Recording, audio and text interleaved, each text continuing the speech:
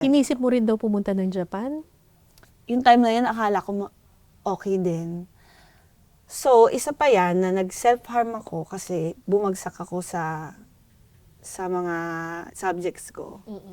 So, dahil hindi pa ako bumabagsak sa buong buhay ko, dahil excellent student ako, nung naranasan ko bumagsak, para akong nag-overdose ako ng mga gamot.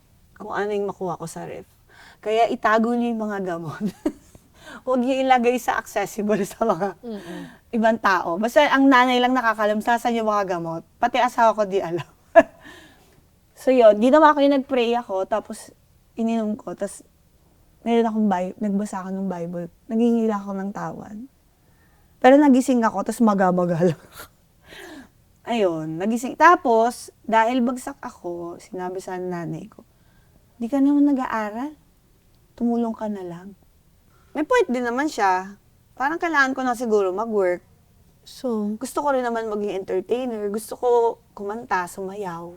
Nag-apply kami ng visa. Hindi na ako in-enroll. So, hindi ko alam paano in-explain sa tatay ko. Kasi, meron siyang kinuhang educational plan for us. So, secured talaga kami till college. So, hindi ko alam paano in-explain sa tatay ko. Basta, ang alam ko, pupunta na ako doon. anong trabaho mo sa Japan? Alam ko, entertainer. Katulad ng nanay mo. It was not clear. Pero parang doon talaga papunta. Kasi tuwang-tuwa siya na sexy ako, maganda ako. Maganda ako sa nanay ko, syempre. Hayaan nyo na. Hindi naman niya ako papabayaan. Alam ko naman yun. Pero, it has good money. And marangal naman yun. Magpa-perform ka lang naman eh. So, deny visa ko kasi yun yung time na marami yata. Pero na, bata ka pa nun eh. Oo nga.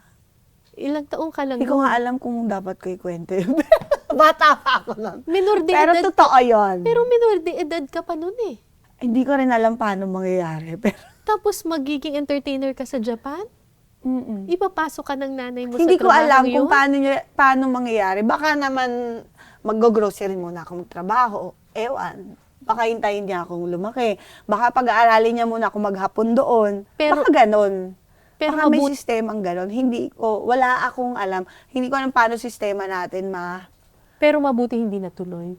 eto na nga, na-deny yung visa. Ay, salamat Kasi Lord. apparently, maraming bagets na ganon yung dinadala doon, tapos mag-work. Hindi natuloy. Hindi. Tapos yun Mabuti na, naman. nalungkot na ako lalo. Sabi ko, ano nang gagawin ko sa buhay ko? Kasi ang next enrollment daw, October pa. Ang second sem, ganyan. So, Gagawin ko, hindi ako pwede walang gawin. anong ginawa? Si Tito John Fontanilla, talagang gusto niya ako mag-audition sa Starstruck. Ayun na.